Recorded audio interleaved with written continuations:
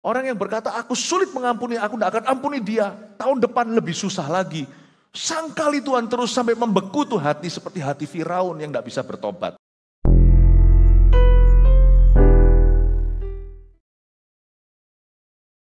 Berkuasa mengampuni dosa, kita buka ayatnya, I see Jesus.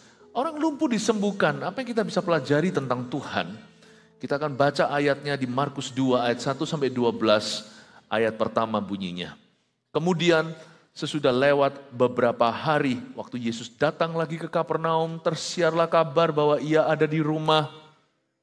Maka datanglah orang-orang berkerumun sehingga tidak ada lagi tempat. Bahkan di muka pintu pun tidak. Sementara ia memberitakan firman kepada mereka. Ada orang-orang datang membawa kepadanya seorang lumpuh digotong oleh 4 orang. Tetapi mereka tidak dapat membawanya kepadanya karena orang banyak itu. Lalu mereka membuka atap yang di atasnya. Sesudah terbuka mereka menurunkan tilam tempat orang lumpuh itu berbaring. Ketika Yesus melihat iman mereka, berkatalah ia kepada orang lumpuh itu, "Hai anakku, dosamu sudah diampuni." Tetapi di situ ada juga duduk beberapa ahli Taurat. Mereka berpikir dalam hatinya, "Mengapa orang ini berkata begitu? Ia menghujat Allah. Siapa yang dapat mengampuni dosa selain daripada Allah sendiri?" Tetapi Yesus segera mengetahui dalam hatinya bahwa mereka berpikir demikian. Maka ia berkata kepada mereka, "Mengapa kamu berpikir begitu dalam hatimu? Manakah lebih mudah mengatakan kepada orang lumpuh ini, dosamu sudah diampuni, atau mengatakan, bangunlah, angkatlah tilammu dan berjalan. Tetapi supaya kamu tahu bahwa di dunia ini anak manusia berkuasa mengampuni dosa, berkatalah ia kepada orang lumpuh itu, kepadamu kukatakan, bangunlah, angkatlah tempat tidurmu dan pulanglah ke rumahmu. Dan orang itu pun bangun, segera mengangkat tempat tidurnya dan pergi keluar di hadapan orang-orang itu, sehingga mereka semua takjub lalu memuliakan Allah, katanya, yang begini belum pernah kita lihat. Mari kita berdoa. Tuhan Yesus, hamba berdoa supaya dari firman-firman ini kami mendapatkan sesuatu sebagai pedoman hidup kami. Setiap individu kau perkaya dengan remah dari sorga. Hamba berdoa hidup kami dituntun oleh firman. Secara praktis kami tahu apa yang harus kami lakukan, apa yang jangan kami lakukan. Tapi firman-Mu lebih daripada memperbolehkan sesuatu atau melarang sesuatu. Firman-Mu itu memberi kami gambaran lengkap tentang hidup kami ini dan hubungan kami dengan Tuhan. Hamba berdoa orang-orang berdosa seperti kami akhirnya tahu jalan. Engkau datang 2000 tahun lalu di palungan supaya mati bagi kami dan bangkit lagi. Supaya kami ya Tuhan hidupnya enggak sendiri. Supaya Engkau sertai, Engkau tuntun setiap langkah kaki kami ke rumput hijau air tenang. Tapi permulaannya Engkau selalu menuntun kami ke jalan yang benar dulu oleh karena nama-Mu. Beri kepada hamba-Mu kemampuan untuk menjelaskan dengan jernih dan jelas dengan kata-kata yang mudah dicerna. Hamba berdoa kedalaman firman-Mu tidak akan terhalangi di setiap telinga. Kami minta ya Tuhan Yesus Roh Kudus bekerja, cabut setiap roh jahat. Dan sembunyikan hamba-Mu di balik salib-Mu sehingga kuasa-Mu yang bekerja. Dalam nama Yesus, amin. Berkuasa mengampuni dosa, saya langsung lompat aja di episode 5. Langsung juga ke ayat 5. Ini ceritanya kan kita sudah lihat tadi, jadi betul-betul beruntung kita melihat dramanya yang dimiripkan sama kejadian asli. Artinya kita bayangkan kejadiannya nggak akan semudah, oh mereka berempat langsung gotong kawan. Pasti terjadi pro kontra di antara mereka. Buktinya si lumpuh sendiri nggak beriman. Yesus melihat iman keempat orang itu. Berarti pasti ada semacam back and forth, ada semacam dialog. Ayolah, ayolah teman, ayolah. Pasti ada yang menguatkan, demikian pula yang melemahkan. Tapi akhirnya mereka sepakat karena tidak tertuliskan di Alkitab bahwa si lumpuh memberontak. You see, at the end of the day, iman selalu menang. Di dunia ini kelihatannya iman itu kalah. Coba lihat di dunia ini, orang tidak beriman lebih gagah. Rasanya kita ini outnumbered atau kita ini minoritas. Tapi sebenarnya enggak. Kalau kita pegang teguh pada Tuhan dan pegang teguh pada firman, lakon itu menang belakang. Benar sekali, iman itu yang mengalahkan dunia. Cuman sekarang saya mau Anda melihat sesuatu di sini. Saya ingin Anda zoom in, kita betul-betul fokus di teleskop Apa yang sesungguhnya terjadi terhadap si lumpuh ini? Bahwa Yesus berkuasa mengampuni dosa, kita semua tahu. Tapi kenapa Yesus bilang begini sama si lumpuh, hai anakku dosamu diampuni, padahal yang dia butuhkan adalah berjalan. Ada sebuah isu dosa yang harus diselesaikan. Tuhan tuh gak pernah iseng di ayat 5 bunyinya, ketika Yesus melihat iman mereka berempat, mereka semua berlima ya, si lumpuh orang kelima itu. Ketika Yesus melihat iman mereka, berkatalah Yesus kepada orang lumpuh itu, hai anakku, harusnya berjalanlah, angkatlah tilammu. Tidak, Yesus berkata, hai anakku. Yesus menunjukkan penerimaan. Saya yakin si lumpuh merasa dirinya seorang pendosa. Bahkan mungkin diam-diam dia percaya bahwa kondisinya itu akibat dosanya. Bahwa dia dihukum Allah. Si lumpuh ini merasa gak layak. Kalau gak gitu Yesus gak mungkin panggil dia hai anak. Kepada orang-orang yang sok benar. Dan juga suka menyalahkan orang lain. Dan demennya menghakimi. Yesus bilang apa sama orang begitu? Hai kamu ular beludak. Yesus tuh tahu gimana menurunkan orang sombong. Yesus tahu bagaimana mengangkat orang yang rendah hati. Saya yakin si lumpuh ini pasti ada asumsi dia begitu itu karena hukuman ilahi. Tapi mungkin juga ya, saya nggak spekulasi, hanya Tuhan yang tahu kejadian sesungguhnya seperti apa. Mungkin si lumpuh itu menyadari memang ada satu dosa sebelum dia lumpuh. Pasti ada. Saya nggak tahu lah, kalau sudah kejadian itu ya, udah nggak usah main hakim sendiri. Orang itu begini, manusia itu kan komentator semuanya. Kalau belum terjadi nggak ada satu orang pun yang berani menubuatkan. Kalau nggak terjadi gimana? Kalau belum terjadi nggak ada yang mau memperingatkan. Nanti kalau ditolak gimana? Tapi kalau sudah kejadian, yang komentar banyak.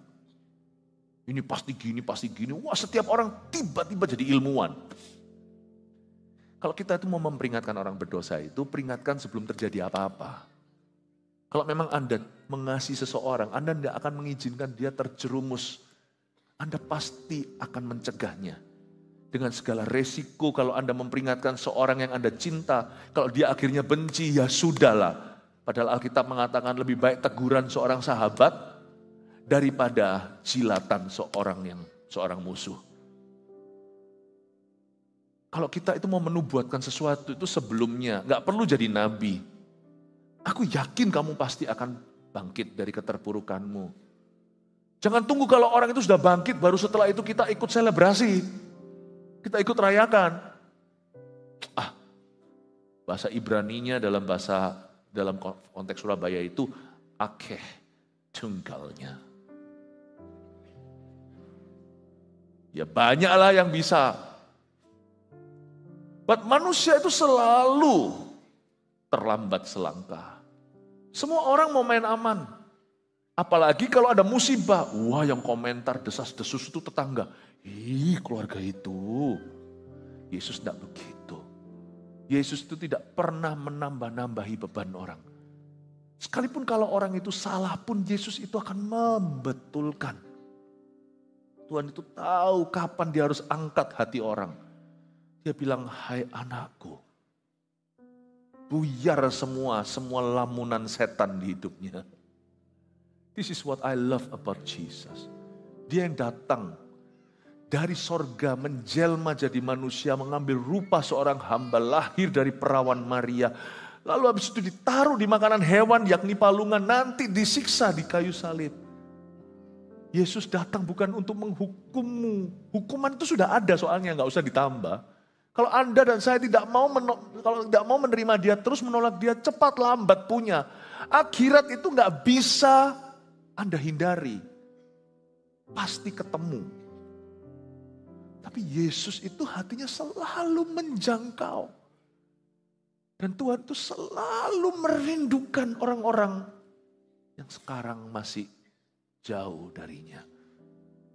Immanuel, sungguhan sebelum namanya jadi Yesus oleh karena Gabriel. Dahulu kala di kitab Yesaya, dia disebut Immanuel. Allah beserta. Kebanyakan kita merasa kalau Tuhan sertai kita kalau kita baik. Tuhan sertai kita kalau kita jadi good boy. Dari kecil kita diajari Sinterklas untuk anak baik.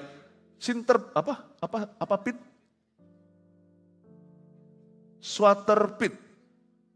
Swater pit yang itu yang jahat. Dari dulu konsepnya gitu. Natal nggak begitu. Allah menyertai kita. Gimana kalau kita salah atau dosa? Allah masih serta? No. Dia punya penyertaan, bukan membela kita. Dia akan mengejar kita sampai pertobatan. Itulah penyertaan Tuhan atas orang berdosa. Allah tidak meninggalkan orang berdosa. Allah akan mengejar dia sehingga orang itu akan berkata, selama aku bersembunyi daripadamu, batinku menekan aku, kemanakah aku dapat pergi menjauhi rohmu. Tuhan itu menyertai orang berdosa untuk menuntunnya pada pertobatan. Tapi Tuhan menyertai orang benar untuk membela kehidupannya. Perbedaan antara orang berdosa yang lagi asyiknya berdosa dengan orang kudus yang struggle untuk hidup suci di hadapan Tuhan, bayar harga, jatuh bangun, tetap bangkit lagi. Bedanya di sini. Kalau orang berdosa, Tuhan akan tuntun dia ke jalan yang benar oleh karena namanya. Tapi kalau orang yang hidup kudus, sudah punya capital, sudah punya modal yang bagus. Meskipun dia gak sempurna, dia masih belajar dari salah. Tapi kalau dia serius, Tuhan sudah gak perlu tuntun dia ke jalan kebenaran saja. Karena dia sudah di jalurnya yang benar. Tuhan akan tuntun dia ke rumput hijau dan air tenang. Itu beda level, my friend. Mazmur 23 yang Anda baca itu, satu level orang berdosa. Satu level orang yang sudah hidup sungguh-sungguh dengan Tuhan. Jangan pernah, hai orang berdosa, kau minta dituntun ke rumput hijau. Apalagi air tenang, tidak ada damai sejahtera bagi orang fasik. Gak ada ketenangan bagi orang berdosa. Kalau hidupmu masih belum beres dengan Tuhan, bereskan dulu. Minta sama Tuhan restored peace atau damai sejahtera yang dipulihkan. Sadari kembali, warisanmu sebagai anak. Like father, like son. Anak Tuhan masa kelakuannya begitu? Tuhan tidak terpukau dengan profesi atau dengan pengakuanmu, aku Kristen. Karena bukan orang yang berseru-seru, Tuhan yang masuk kerajaan sorga, tapi yang melakukan kehendak Bapa. Allah tidak akan terkagum-kagum dengan Anda menamai dirimu Kristen. Allah akan membandingkanmu dengan Kristus anaknya. Bukan Kristennya. Yang memukau Allah Bapa adalah Kristusnya. Please don't ask for rumput hijau. Kalau hidupmu masih menyimpan sesuatu secara sengaja di hadapan Allah. Bukan berarti saya hari ini hidup tanpa salah. Tapi saya hidup tanpa nurani dosa. Saya sekarang ini bicara di depan Anda. Saya tidak menyadari sesuatu apapun juga yang saya lari dari Tuhanku. Saya tidak menyadari apa-apa sekarang ini. Yang saya tahu saya bukan orang sempurna, tapi saya nggak sadar apa-apa sebab saya tidak sedang menyembunyikan apa-apa dari Tuhan seperti Adam dan Hawa yang menyemat cawat. Saya tidak, I'm not conscious of my nakedness, you know. Physical nakedness maybe. Siapa di antara kita kalau telanjang nggak malu di depan orang? Orang yang bisa sekarang telanjang gak malu di depan orang itu orang yang gak tahu malu. Kita semua secara fisik, kita semuanya pasti akan menutupi badan kita dengan baik, dengan pakaian. But spiritual nakedness, perasaan telanjang secara rohani, saya gak merasakan. Saya tidak menyadari sesuatu apapun juga. Secara rohani saya gak merasa telanjang. Saya gak merasa paham maksud saya? Apakah ada di antara kita secara rohani kau merasa telanjang? Waktu masuk hadirat Tuhan Anda merasa, aduh, ada sesuatu yang masih belum beres dan aku tahu itu apa di hidupku. Jangan hidup begitu. Hidup seperti itu tuh siksa batin. Sampai kapan kita mau hidup sedemikian rupa? Bapak, Ibu, Saudara, Tuhan datang untuk menghapuskan perasaan dosa di dalam diri kita. Yesus hadir, Yesus mati di kayu salib bukan hanya supaya membawa Anda ke sorga, tapi supaya membawa damai sejahtera bagi hidupmu di dunia. Kalau kita hari ini belum beresan sama Tuhan, berilah dirimu untuk diperdamaikan dengan Allah. Jangan lama-lama lagi. Hai anakku, dosamu sudah diampuni. Yesus gak mungkin salah. Kalau Yesus berkata sama si lumpuh, dosamu aku ampuni, pasti ada sebuah dosa yang Tuhan tunjuk dalam hidupnya. Memang di Alkitab di ayat ini tidak dijabarkan orang itu dosa apa. Tapi Tuhan gak pernah iseng, Tuhan tidak pernah meleset. Orang ini lumpuh, bukannya yang paling perlu adalah dia bisa berjalan lagi. Atau mungkin dia lumpuh dari lahir, siapa tahu, untuk berjalan pertama kali. Tapi kenapa kalimat yang keluar dari mulut Tuhan ketika melihat iman kawan-kawannya berempat? Yesus langsung memberi berkat. Kenapa berkat pertama bukan mujizat fisik? Kenapa Yesus berkata, hai anakku, Tuhan menunjukkan penerimaan, Tuhan angkat hatinya. Mungkin pada waktu diturunkan tilamnya, orang itu menunduk kepala. Pejam mata, tidak berani ikut lihat Yesus. Aku ini masa worthy for a miracle? Justru di tempat terpuruk itu tempat terindah. Karena di tempat di mana Anda berada di bawah. Mungkin hari ini Anda jatuh bisnisnya. Mungkin ada beberapa yang sakit. Mungkin beberapa yang bermasalah. Itu tempat emas. Untuk Anda merasakan kasih karunia. Itu tempat yang paling bagus untuk alami Yesus. Jadi jangan keluhkan kalau Anda sekarang berada di arus bawah. Jikalau Anda sekarang terpuruk seolah-olah seperti seluruh dunia itu numpuk di atasmu. Seperti sudah jatuh ketiban tangga. Di sanalah tempat yang paling indah untuk Anda menerima anugerah. Justru kalau kita merasa kuat, merasa mampu, merasa kaya, punya segalanya. Lu orang gak ada apa-apanya sama gua. Itulah tempat yang minus Tuhan. Bapak, Ibu, Saudara, si lumpuh ini diturunkan tilamnya sampai ke bawah. Dalam kondisi hatinya lagi down setengah mati. Yesus berkata, my child, anakku, merinding aku. Dan dia berkata, dosamu sudah diampuni. Semua orang tercengang, khususnya para Farisi. Menurut saya 4 orang itu juga tercengang. Loh Tuhan, aku turunkan supaya dia sembuh. Kenapa kau ampuni dosanya? Karena Tuhan tuh maha tahu. Gak mungkin Tuhan itu ngomong sesuatu kalau gak ada poinnya. Pasti ada satu dosa yang orang ini sadari. Atau mungkin dia gak berdosa sesuatu, tapi pada dasarnya dia gak rasa layak. Dosa itu ada beberapa level. Pertama, dosa awal. Kita gak perlu melakukan sesuatu, tidak perlu action, baru berdosa. Kita lahir itu sudah dosa. Kita ini keturunan Adam dan Hawa. Coba saya tanya. Setiap kita berdosa itu, kita bisa berdosa itu apakah karena kita kuliah? Kita ambil mata pelajaran dosa? Enggak ya. Setiap kita mungkin udah lupa dosa pertama kali. Karena dosa anak kecil itu kan lugu. Tapi kalau kita mau jujur, siapa yang ajari kita dosa? Enggak ada. Malah papa mama keberatan. Pertama kali kita mencuri atau kita nggak jujur atau kita berbohong, mama papa marah, kita didisiplin. Jadi nggak ada orang mendorong kita ke dosa, itu nggak ada. Nantinya lewat pergaulan salah, bla bla bla. Tapi pada waktu kita balita, ayo, waktu kita punya adik lebih kecil, kita umur 5, lalu adik kita umur 3, lalu adiknya nangis, kenapa dicubit sama kakaknya? Siapa yang ajarimu mencubit adikmu? Apakah kita ambil MSJ 3, ada satu pelajaran tentang bagaimana mencubit adik kita. No one learns from anyone how to sin. Itu dosa awal. Kita semua itu, dan anak cucu kita juga sama. Setiap manusia berdosa secara alami. Itu sudah dari sononya kita itu lahir sebagai orang berdosa. Itu saya sebut sebagai dosa awal. Itulah sebabnya orang baik atau orang jahat, dua-dua perlu mendengarkan Injil. Karena dosa awal gak bisa dihapuskan dengan amal sosial. Cuman ada orang yang dosanya itu sampai PhD.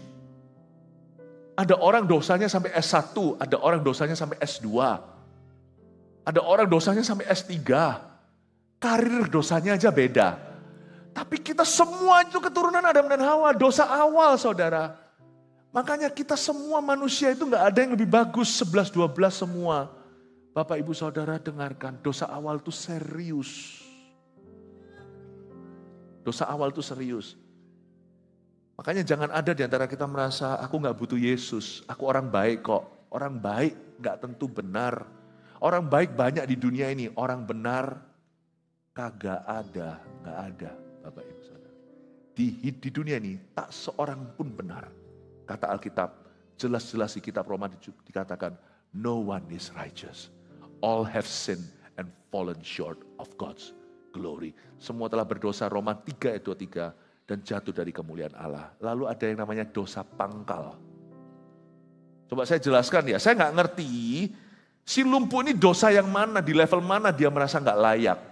Bisa jadi di hadirat Yesus dia merasa, dia mungkin tidak membuat sesuatu yang buruk, dia tidak melakukan dosa secara sengaja, bisa jadi dia merasakan dosa awalnya di hadirat Tuhan dan berkata, I am a sinner, I'm not worthy of you, aku tidak layak akan Tuhan. Seperti perwira Itali yang minta kesembuhan dan mujizat buat pegawainya. Dia berkata, Tuhan, guru kau jangan datang ke rumahku. I'm not worthy of you. Aku tidak layak menerimamu. Sebutkan aja satu kata atau satu kalimat. Hambaku itu akan sembuh. Karena aku pun perwira. Di bawahku ada bawahan, di atasku ada atasan. Atasan beritahu bawahan, pergi sana, dia pasti pergi ke situ. Datang ke sini, dia pasti kemari. Saya rasa perwira itu tidak menyadari sesuatu. Enggak, itu disebut perwira yang saleh. Jadi mungkin dia bukan terima sogoan lah, suap lah. Ini perwira Itali, mungkin dia terima bribery mungkin dari orang Yahudi. Enggak sih, ini perwira yang saleh. Mungkin yang dimaksudkan dia enggak layak adalah dosa awal. Dia menyadari bahwa saya ini orang berdosa. Saya ini keturunan Adam dan Hawa. Tapi juga ada dosa yang namanya dosa pangkal. Dosa pangkal. Kita mau pergi ke Amerika contohnya, bisa terbang lewat mana? Lewat Jakarta ada, lewat Bali bisa, lewat Surabaya bisa. Transitnya pun macam-macam, beda-beda komplikasinya. Tergantung airlinersnya, naik maskapai tertentu transit Singapura, ada yang transit Hong Kong, ada yang transit Taiwan, ada yang transit Jepang. Destinasinya sama, neraka. Tapi pangkalnya beda, transitnya beda pula. Banyak orang itu punya kecenderungan, itu terekam dari sejak dia kecil. Waktu dia usia tertentu itu ada pangkalnya. Itu semua tergantung juga dengan nurture, bukan hanya nature. Kalau hakikat atau sifat dasar kita, dari bayi semua orang sudah bakat untuk berdosa. Tapi setiap bayi kan lahir di keluarga yang berbeda, kebudayaan yang berbeda. Exposure, dia diekspos dengan media yang berbeda, dengan realita yang berbeda. Pangkalnya dia itu dari Surabaya, dari Bali, atau dari Jakarta. Tergantung. Makanya kita semua punya kecenderungan. Belum lagi papa mama punya DNA. Namanya kita ini cacat celah. Papanya ngamuan. Temperamen itu turun ke anak. Makanya kalau saya doa penyerahan anak itu, apalagi kalau masih di dalam kandungan, saya selalu doa yang terbaik dari papa, terbaik dari mama, terbaik dari ayah dan ibunya, turunkan Tuhan. Fitur fisiknya juga, tapi terutama sifatnya. Yang kurang baik Tuhan tetap simpen aja di mamanya, simpen di papanya. Tolong dibentuk sampai mereka selesai. Jangan ditularkan ke anaknya. Saya selalu doa begitu. Jangan sampai sifat buruk ayah turun ke anak itu, sifat buruk mama juga turun ke anak itu. 666 nanti anak itu. Jadi antikristus sekali. Hoki versi Kristen itu di sini.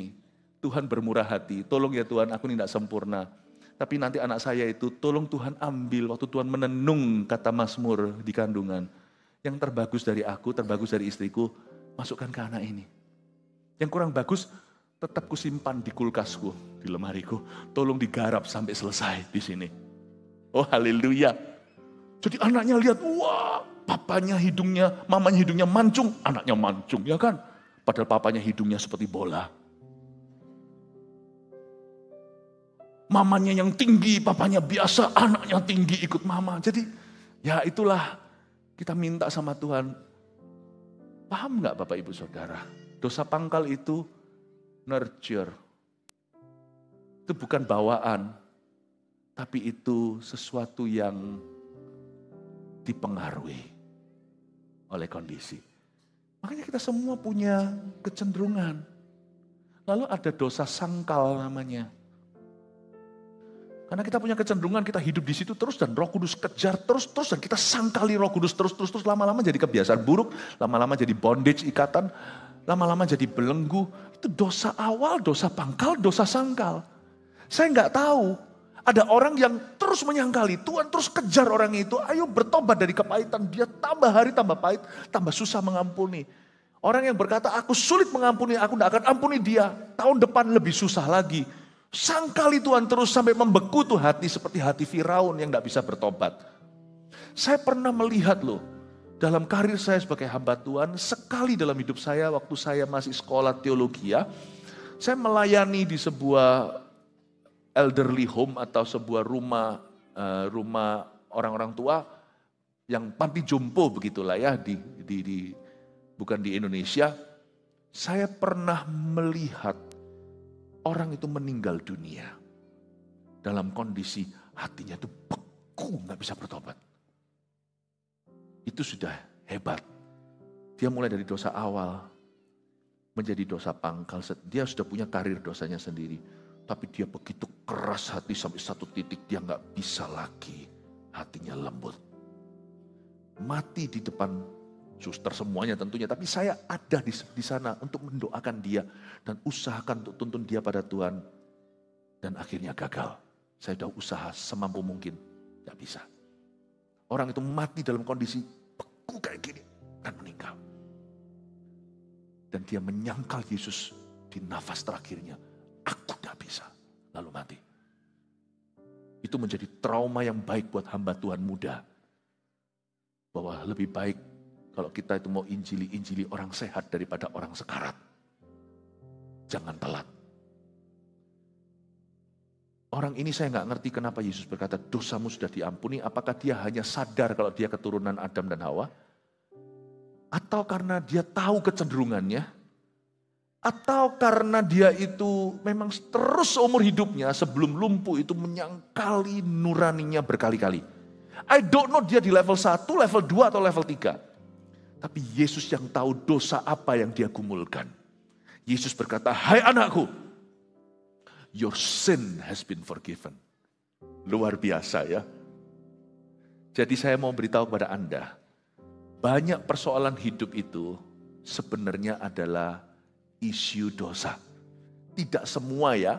Jangan semerta-merta ada sesuatu buruk terjadi sama tetangga, dia pasti berdosa. Enggak tentu. Jangan jadi orang yang kurang bijaksana. Pernah sekali murid Yesus tanya, kenapa orang itu buta? Siapa yang dosa, dia atau nenek moyangnya? Tuhan berkata, tidak ada. Jangan kamu main tuding. Ini terjadi dalam hidupnya supaya kemuliaan Allah dinyatakan. Karena Allah bekerja karena hari masih siang. Nanti kalau sudah malam, Tuhan sudah tidak bekerja lagi. Semua mujizat tidak akan terjadi. Supaya kemuliaan Tuhan dinyatakan. Jangan main tuding. Tetapi tidak dipungkiri. Ada persoalan hidup bahkan sakit penyakit. Ada juga berkat yang tercuri itu karena isu dosa di hidup anak-anak Tuhan.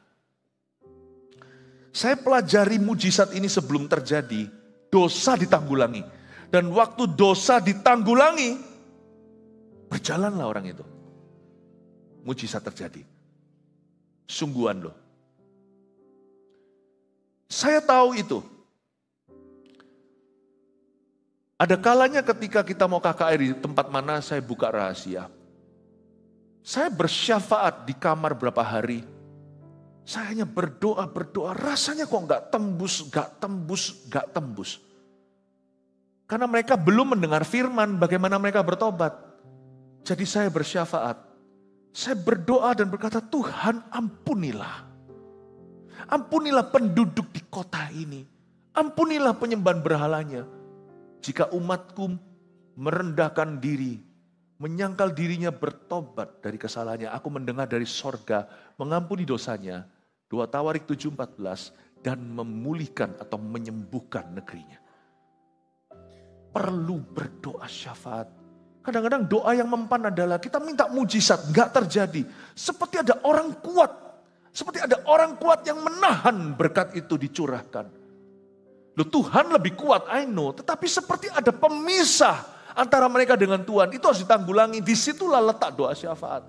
Sometimes doa kita untuk orang-orang yang kita cinta tidak mempan. Kita harus berdiri di posisi mereka. Dalam doa syafaat menjadi perantara mereka dengan Tuhan. Dan berseru mintakan ampun untuk mereka. Ampuni Tuhan kota ini. Saya menangis dan berpuasa. Saya masih ingat banyak pengalaman kami. Di kota mana, negara mana. Aduh. Yang berat itu bukan khotbahnya. Khotbah cuma sekali malam itu KKR. 3 hari saya nginep di kamar, tidak berbuat apa-apa. Saya aja berdoa untuk penduduk itu. Anda tidak perlu meniru itu. Karena ini dalam skala bangsa. Anda bisa terapkan ini dalam skala keluarga. Sometimes Anda harus curiga. Kenapa Anda doa minta berkat dan mujizat? Ini bukan harta.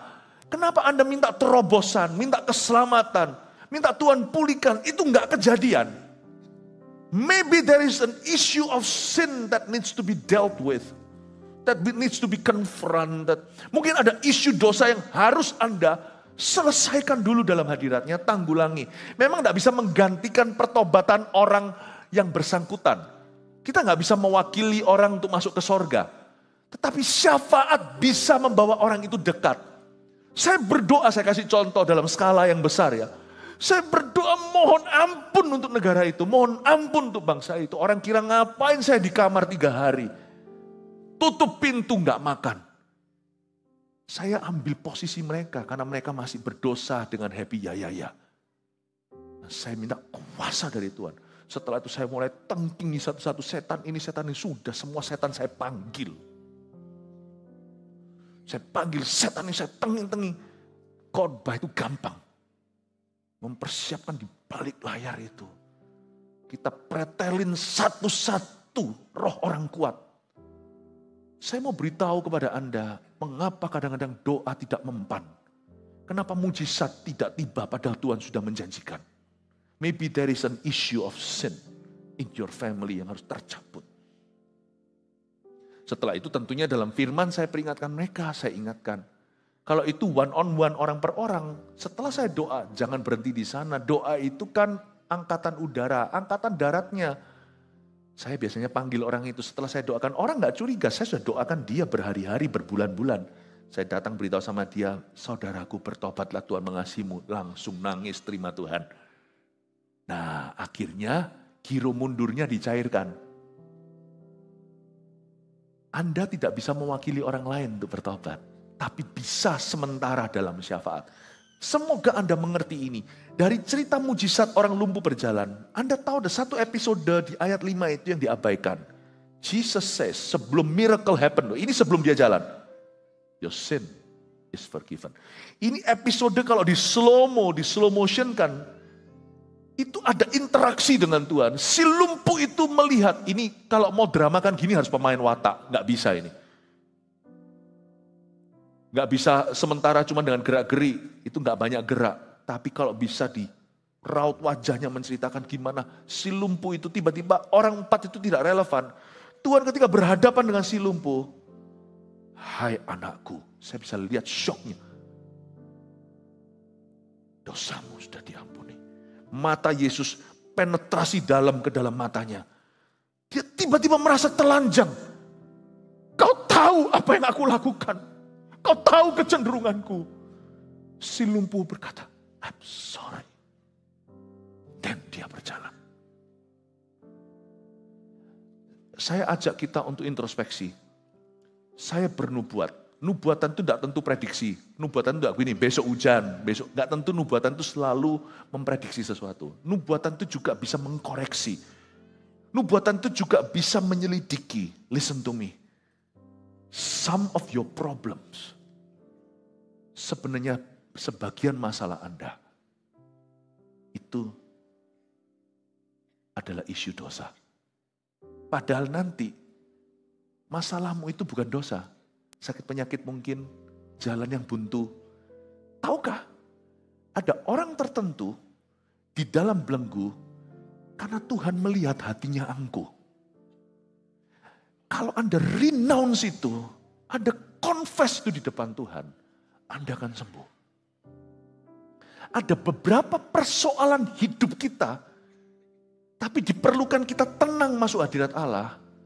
Roh Kudus akan wahyukan. Sebenarnya, mengapa belenggumu kuat? Karena hatimu tidak bertobat. Tidak semua masalah pergi begitu aja. Ada jenis masalah tertentu hanya tertanggulangi lewat doa dan puasa. Bukan berarti puasa itu seperti jimat, bukan. Tapi waktu Anda puasa merendahkan hati, Tuhan koreksi, Anda jadi menyadari, oh aku salahnya begini.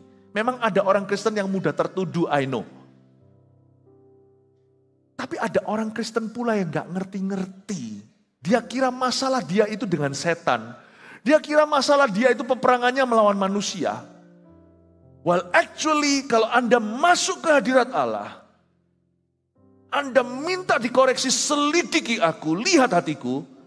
Tuhan bilang, aku minta hal ini kau ubah di dalam hatimu.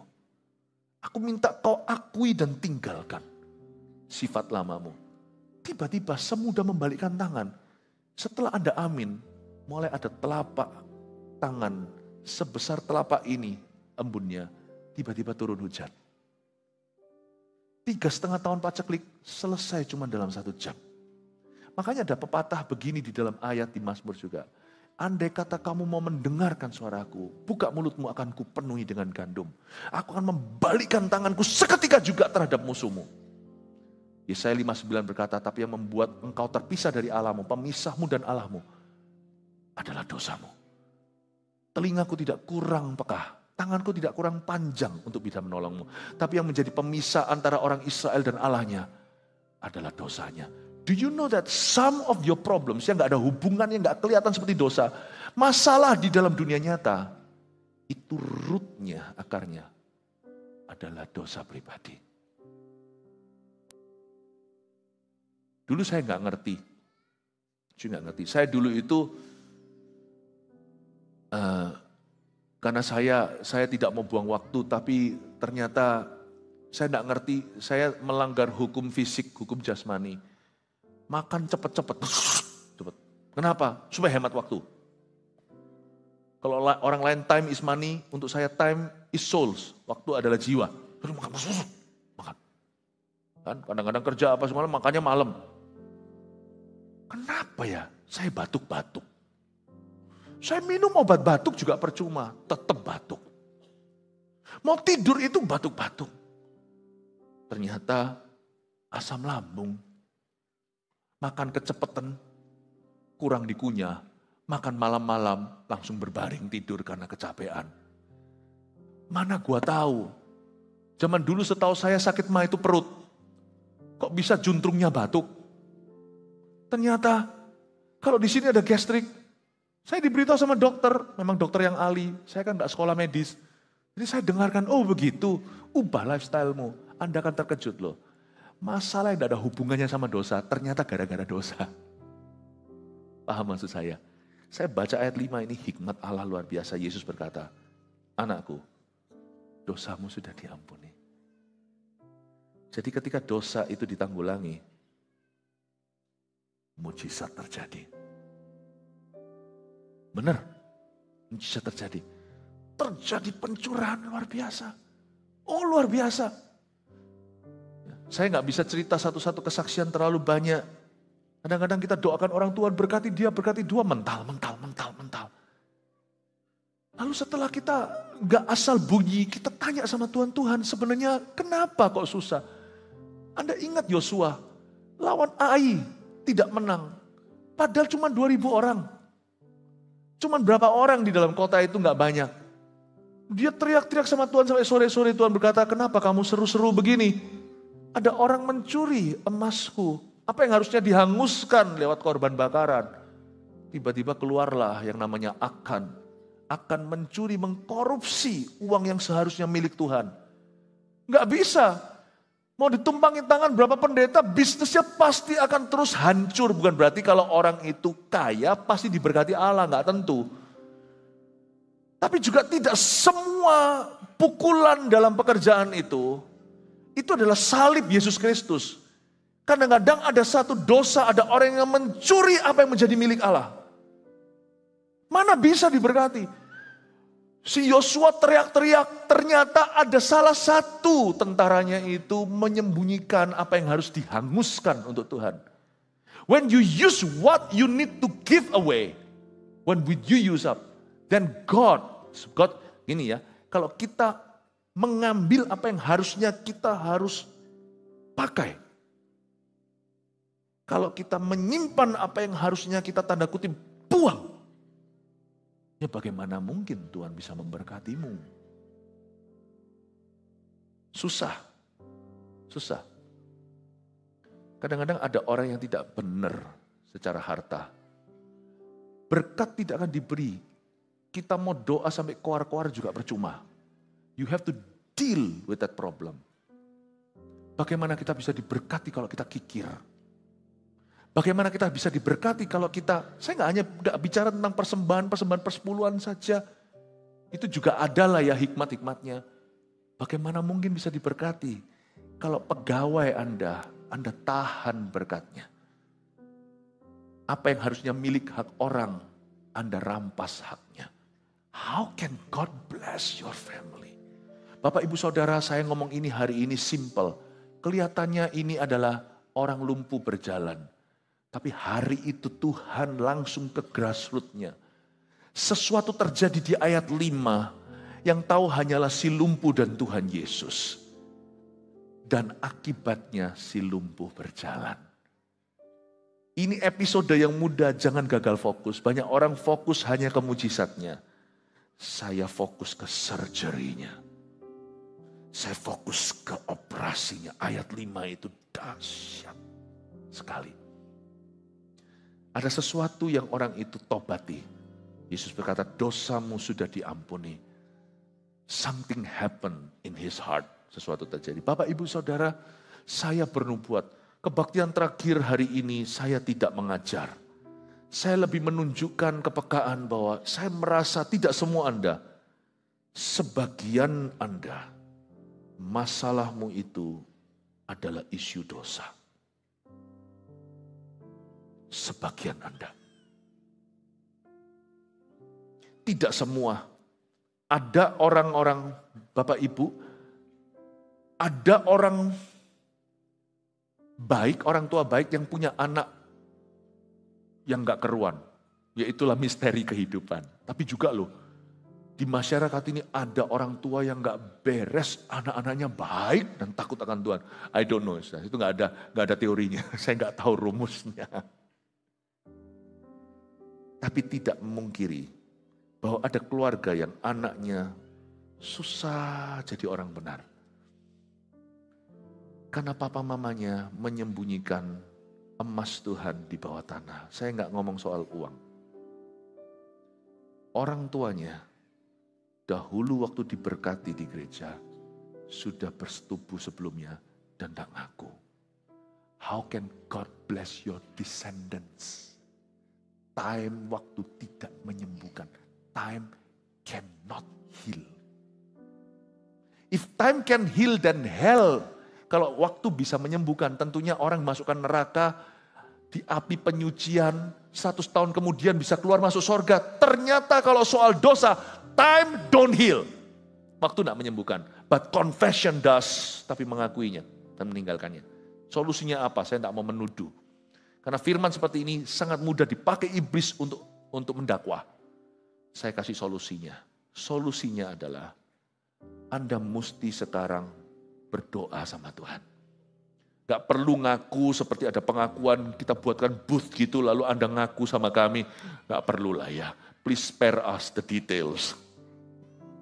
Tapi kalau memang ada di tempat ini, mungkin jadi jawaban, oh gitu sekarang saya ngerti Pastor Philip. Anak nakal di keluarga baik bisa terjadi, jangan selalu tertuduh, jangan jadi orang Kristen yang mudah terdakwa. Tapi discern, tolong beda-bedakan roh.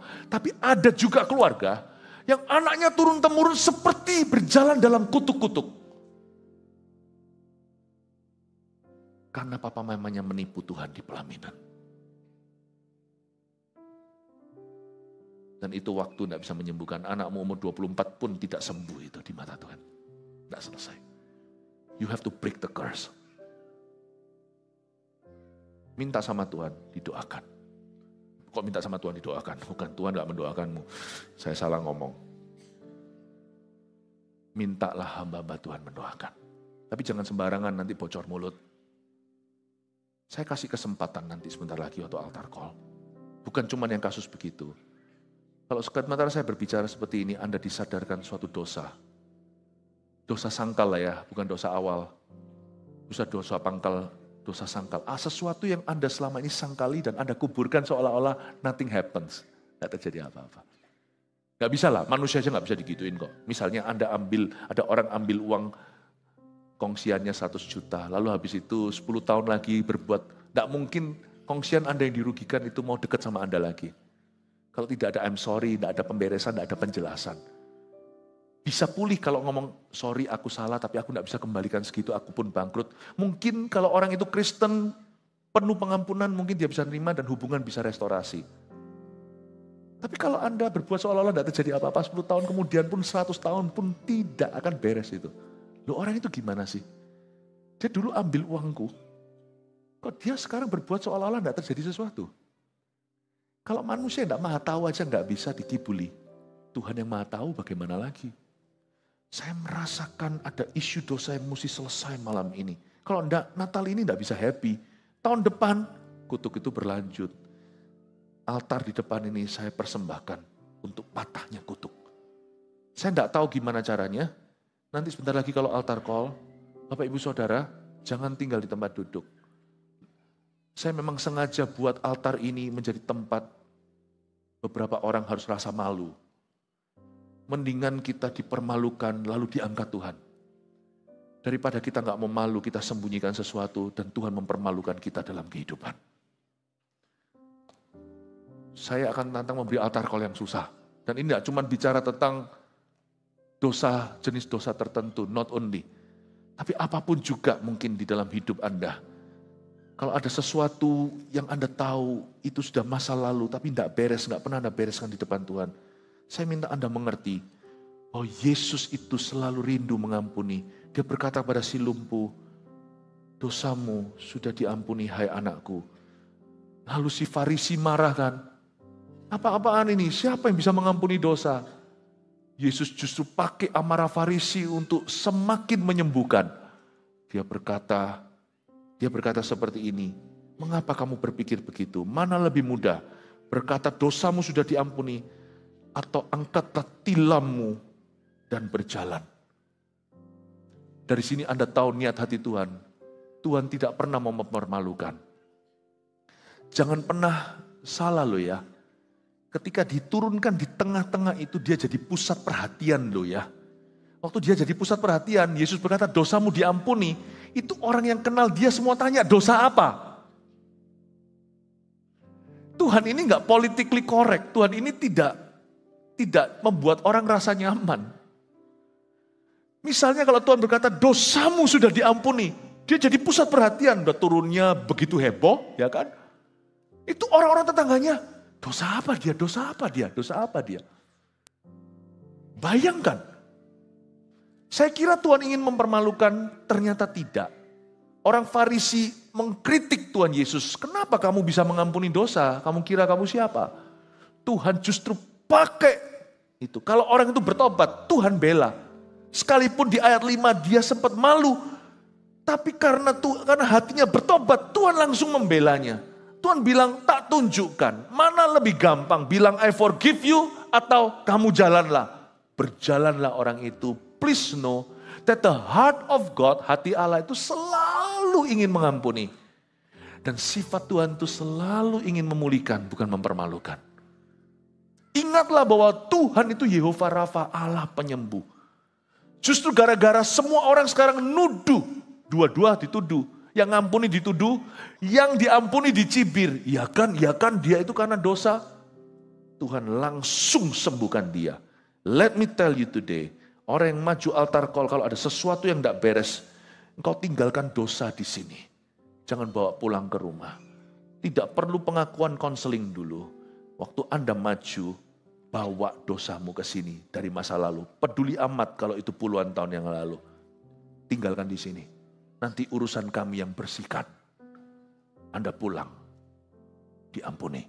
Lihat ya, sejak malam ini Anda maju, Anda pulang, Anda langsung lihat besok hari Senin, hari Selasa, Anda mulai lihat pembelaan Allah di hidupmu. Situasimu tiba-tiba berbalik, si lumpuh tiba-tiba berjalan, mujizat semudah membalikkan telapak tangan. Tiba-tiba terjadi penyertaan Tuhan. Haleluya, kasih tepuk tangan untuk Tuhan Yesus. 3 poin ini Anda bawa pulang ke rumah. Sebagai rema dalam hidup Anda, berkuasa mengampuni dosa. Kita belajar apa tentang Yesus? I see a forgiver, saya melihat seorang yang mengampuni, seorang yang memulihkan di dalam Yesus Tuhan. Persoalan dunia adalah masalah dosa.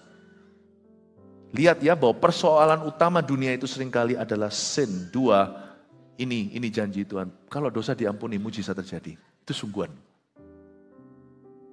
Itu luar biasa.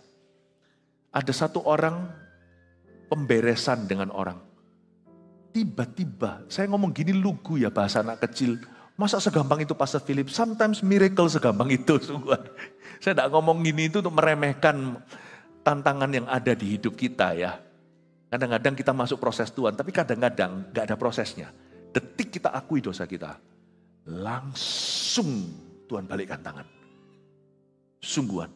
Ada orang itu yang pada waktu dia bereskan itu, whatever itu, tiba-tiba apa yang macet itu jalan. Gitu aja. Saya nggak bisa cerita karena mulut saya disumpah. Ada terlalu banyak rahasia yang saya tahu yang saya nggak bisa ceritakan ke siapa-siapa. Anda tahu yang saya tahu. Saya berkali-kali melihat tangan Tuhan itu terbalik begini aja cuma dalam waktu sedetik.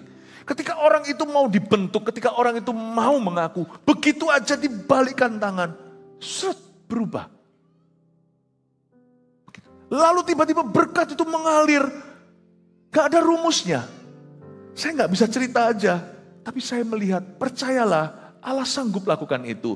Ketika dosa itu diampuni, mujizat begitu saja terjadi. 3, Yesus adalah Tuhan, dia berhak mengampuni dosa. Dan Yesus adalah penyembuh. He is a healer. Don't worry, he is not a killer. He is a healer, not a killer. Amin Bapak Ibu Saudara.